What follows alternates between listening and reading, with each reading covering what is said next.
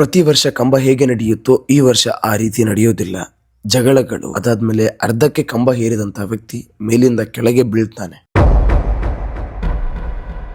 ಹಿಂದಿನ ವಿಡಿಯೋದಲ್ಲಿ ನೋಡಿದರೆ ನಾವೀಗ ಬಿ ಗಣಕಲ್ ಜಾತ್ರೆಯ ವೈಬ್ ನಲ್ಲಿ ಇದೀವಿ. ಇವತ್ತು ಜಾತ್ರೆಯ 3ನೇ ದಿನ. ಇವತ್ತು ಆಂಜನೇಯ ಸ್ವಾಮಿಯ ಟೆಂಪಲ್ ಮುಂದ್ಗಡೆ ಒಂದು ಕಂಬವನ್ನ ನೆಡಾಕಿರ್ತಾರೆ. ಆ ಕಂಬವನ್ನ ನೆಡಾಕಿರ್ತಾರೆ, ಅದರ ಮೇಲೆ ಒಬ್ಬರು ಕೂತ್ಕೊಂಡಿರ್ತಾರೆ. ಕೆಳಗೆ ಇರುವಂತ ಒಂದಿಷ್ಟು ಜನ ಆ ಕಂಬವನ್ನ ಏರಿ ಅವರ ದರ್ಶನವನ್ನ ಪಡ್ಕೊಳ್ಬೇಕು ಅಂತ ಪ್ರಯತ್ನ ಪಡ್ತಾ ಇರ್ತಾರೆ. ಆ ಕಂಬವನ್ನ ಹೇಗೆ ಹತ್ತುತ್ತಾರೆ, ಅದು ಹೇಗೆ ಇದೆ ಮತ್ತು ಎಷ್ಟು ಜನ ಇದ್ದಾರೆ ಈ ಜಾತ್ರೆಯಲ್ಲಿ, ಎಲ್ಲವನ್ನೂ ಕೂಡ ಇವತ್ತಿನ ವಿಡಿಯೋದಲ್ಲಿ ನೀವು ನೋಡ್ತೀರಾ. ಎಲ್ರಿಗೂ ನಮಸ್ಕಾರ, ನಾನು ನಿಮ್ಮ ನೋಮ್ಯಾಡ್ ಮುರಳಿ. ನಾವು ದುಡ್ಡಿಲ್ಲದೆ ಇಡೀ ಭಾರತವನ್ನು ಸುತ್ತಾಡ್ತಾ ಇದೀವಿ. ಈಗ ಸದ್ಯಕ್ಕೆ ಕರ್ನಾಟಕದಲ್ಲಿ ಇದೀವಿ. ಎಲ್ರಿಗೂ ಮತ್ತೊಂದು ಹೊಸ ವಿಡಿಯೋಗೆ ಸ್ವಾಗತ ಸುಸ್ವಾಗತ. ಸ್ನೇಹಿತರೆ, ನಾನು ನಿಮಗೆ ಹೇಳಿದಂತಹ ಕಂಬ ಇಲ್ಲೇ ಇದೆ ನೋಡಿ. ನೀವು ನೋಡ್ತಿರ್ಬೋದು ಎಷ್ಟು ಎತ್ತರದಲ್ಲಿದೆ ಅಂತ.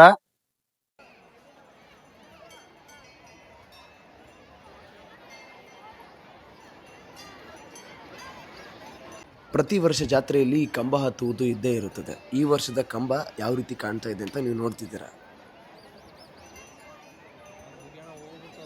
ಹೇಳಿದೆ ಒಬ್ಬರು ಮೇಲೆ ಕೂತಿರ್ತಾರೆ ಅಂತ ಹೇಳಿ, ಅವರು ಪೂಜಾರಿಗಳಾಗಿರ್ತಾರೆ. ಈಗ ಆ ಪೂಜಾರಿ ಅವರು ಮೇಲೆ ಹೋಗುತ್ತಿರುವಂತಹ ಸಂದರ್ಭ ಇದೆ.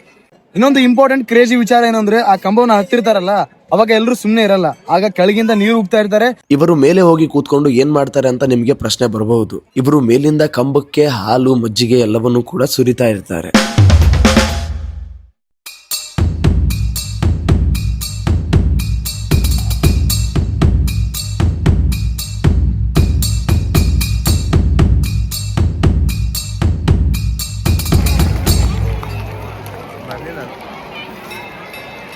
ಅಸಲಿ ಆಟ ಇವಾಗ ಶುರುವಾಗುತ್ತೆ ನೋಡಿ. ಇವರು ಕಂಬದ ತುದಿಯನ್ನ ತಲುಪಿ ಅಲ್ಲಿ ಹೋಗಿ ಕೂತ್ಕೊಂಡ್ರು. ಈಗ ಈ ಕಂಬವನ್ನ ಹತ್ತುವಂತ ವಯಸ್ಕರು, ಯುವಕರು ಎಲ್ಲರೂ ಬರ್ತಾರೆ.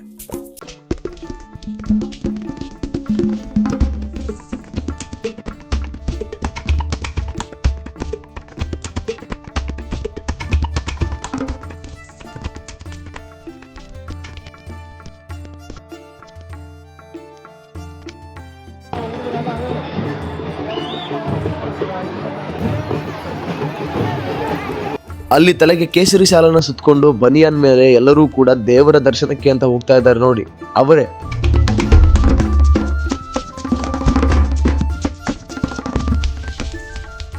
ಮೇಲೆ ಹೋಗ್ತಿದ್ಯಲ್ಲ ಇದೇನಿರ್ಬೋದು ಕಮೆಂಟ್ ಮಾಡಿ. ನಾನು ಆಗ್ಲೇ ನಿಮ್ಗೆ ಹಿಂಟ್ ಕೊಟ್ಟಿದ್ದೀನಿ.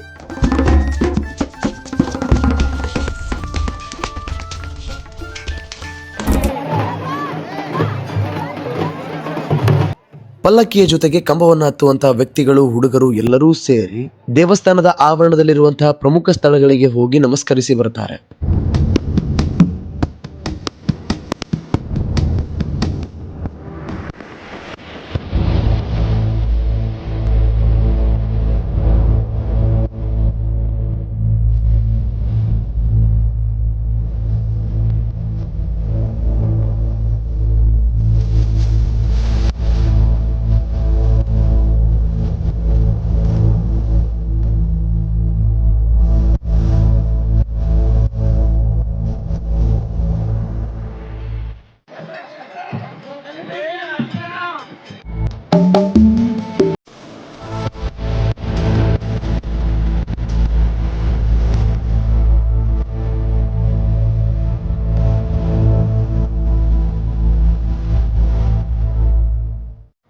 ಇದು ಅಕೇಶಿಯ ಮರದ ಕಂಬ.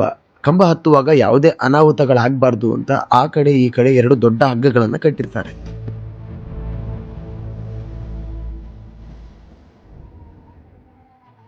ಶುರುವಾಯ್ತು ನೋಡಿ. ಕಂಬವನ್ನು ಹತ್ತುವಂತ ಎಲ್ಲಾ ವ್ಯಕ್ತಿಗಳು, ಹುಡುಗರು ಸೇರಿ ಕಂಬಕ್ಕೆ ಕಾಯಿಯನ್ನ ಅರ್ಪಿಸ್ತಾರೆ.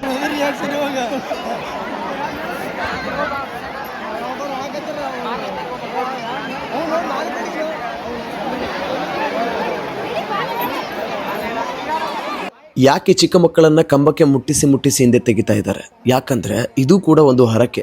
ಮಕ್ಕಳಿಗೆ ಏನೂ ಆಗದಿರಲಿ, ಬರುವ ವರ್ಷದ ಜಾತ್ರೆಯಲ್ಲಿ ಕಂಬಕ್ಕೆ ಮಕ್ಕಳನ್ನ ಹತ್ತಿಸ್ತೀನಿ ಅಂತ ಬೇಡ್ಕೊಂಡಿರ್ತಾರೆ.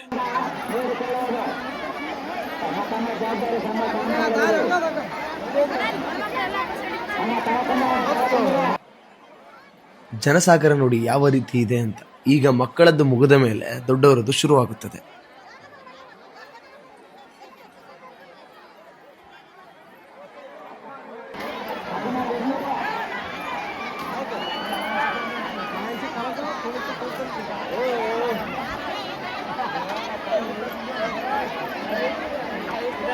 ನೋಡಿ, ಒಬ್ಬರು ಕಂಬ ಹತ್ತಾ ಇದ್ರೆ ಇನ್ನೊಬ್ಬರು ಹೇಗೆ ಸಪೋರ್ಟ್ ಮಾಡ್ತಾರೆ ಅಂತ. ಕೆಳಗೆ ನಿಂತು ಬೆನ್ನು ಕೊಡ್ತಾರೆ, ಇನ್ನೊಬ್ರು ಅವರನ್ನ ಮೇಲೆ ಒತ್ತುತ್ತಾರೆ.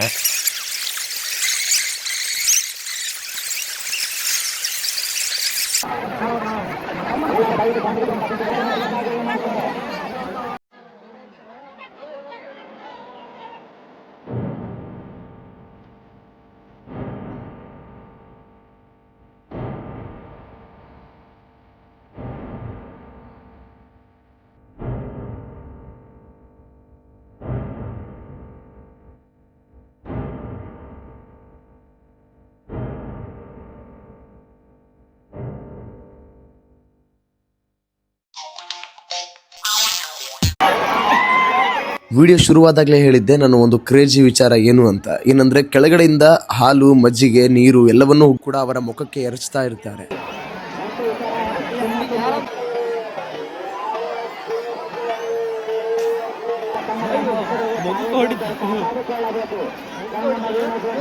ಎಲ್ಲರೂ ಕೂಡ ಮೇಲಿನವರಿಗೆ ಬಿಟ್ಟು ಕೆಳಗಿನವರಿಗೆ ಮುಖಕ್ಕೆ ಉಗ್ತಾ ಇದ್ದಾರೆ. ಯಾಕೆ ಹೇಳಿ?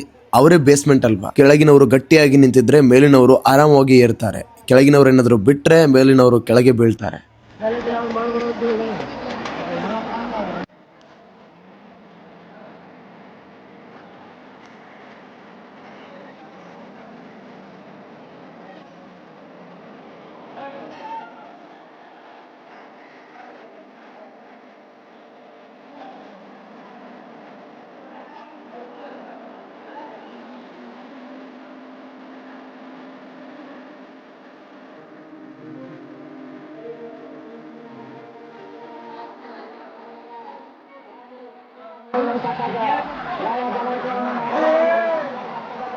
ಎಲ್ಲರೂ ಗಂಭೀರವಾಗಿ ಕಂಬ ಹತ್ತುವುದನ್ನೇ ನೋಡುತ್ತಿರಬೇಕಾದ್ರೆ ನಮ್ಮ ಹಿಂದೆ ಒಂದು ಜಗಳ ಶುರುವಾಗುತ್ತೆ.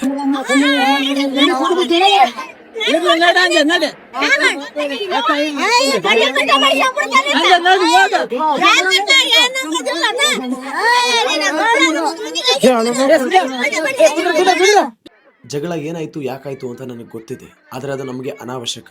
ನಿಮಗೆ ತಿಳಿದುಕೊಳ್ಳಬೇಕು ಅನ್ನೋ ಆಸಕ್ತಿ ಇದ್ರೆ ಕಮೆಂಟ್ ಮಾಡಿ, ನಾನು ಅದನ್ನ ಎಕ್ಸ್ಪ್ಲೇನ್ ಮಾಡ್ತೀನಿ.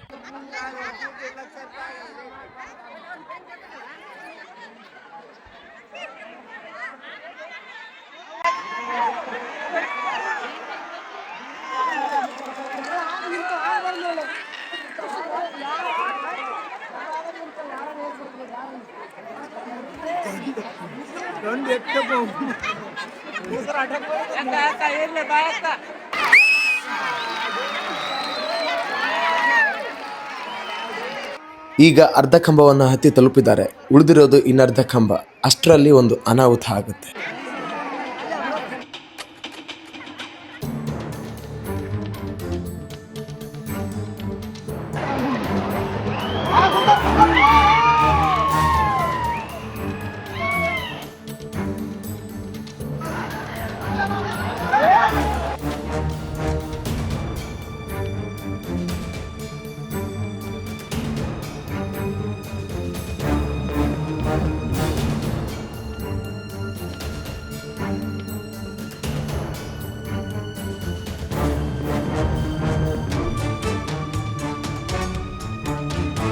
ಈಗ ಕಂಬದ ಅರ್ಧವನ್ನು ತಲುಪಿರುವಂತಹ ವ್ಯಕ್ತಿ ಏನಿದ್ದಾರೆ, ಅವರು ಸುಮಾರು 5-6 ಸಲ ಈ ಕಂಬವನ್ನು ಹತ್ತಿ ತಲುಪಿದಾರಂತೆ. ಕಂಬದ ತುದಿಯಲ್ಲಿ ಈ ಜಾತ್ರೆಯಲ್ಲಿ ಸಿಗುವಂತಹ ಎಲ್ಲಾ ಚಿಕ್ಕ ಪುಟ್ಟ ಸಾಮಾನುಗಳನ್ನು ಕಟ್ಟಿರ್ತಾರೆ. ಕಂಬವನ್ನು ಹತ್ತಿ ತಲುಪಿದ ಮೇಲೆ ಇವರು ಅದನ್ನ ಅರಿದು ಬಿಸಾಕಬೇಕು. ಅಲ್ಲಿಗೆ ಅವರು ಕಂಬವನ್ನು ಹತ್ತಿದಂಗೆ. ಈ ಒಂದು ಗಳಿಗೆಗೆ ಈ ಕಡೆ ಕಂಬ ಹರಿಯೋದು ಅಂತ ಕರೀತಾರೆ.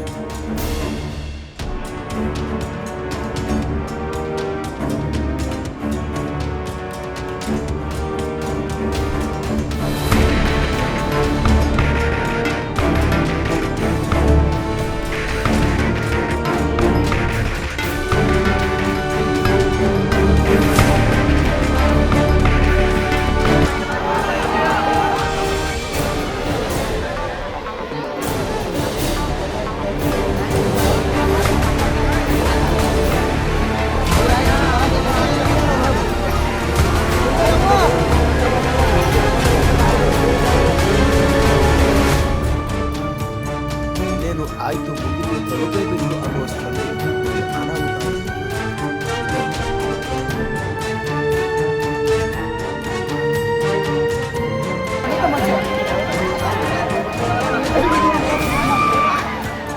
ಅರ್ಧಕ್ಕೆ ಹತ್ತಿರುವಂತಹ ವ್ಯಕ್ತಿ ಮೇಲಿಂದ ಕೆಳಗೆ ಬೀಳ್ತಾನೆ. ಜನ ಅದಕ್ಕೆ 102 ಕಾರಣಗಳನ್ನು ಕೊಟ್ಟು ಆತ ಉಳಿದಿದ್ದಾನೆ, ಇಲ್ಲ ಆತ ಏನೋ ಕೆಟ್ಟದ್ದನ್ನು ಮಾಡಿದ್ದಾನೆ. ಇದೇ ತರ ಸುಮಾರು ಮಾತುಗಳನ್ನು ತಾವೇ ಮಾತಾಡ್ಕೊಂಡಿದ್ದಾರೆ. ಆದರೆ ಸತ್ಯ ಏನು ಅಂತ ನೀವು ಕಣ್ಣಾರೆ ನೋಡಿದ್ದೀರಿ. ಆತನಿಗೆ ಏನಾಯ್ತು ಅನ್ನೋದನ್ನ ವಿಡಿಯೋ ಕೊನೆಯಲ್ಲಿ ನಿಮಗೆ ಹೇಳ್ತೀನಿ. ಆಮೇಲೆ ಪ್ರತಿ ವರ್ಷ ಕಂಬವನ್ನು ಹರಿಯುವಂತ ವ್ಯಕ್ತಿನೇ ಮತ್ತೆ ಅರ್ಧಕ್ಕೆ ತಲುಪಿದ.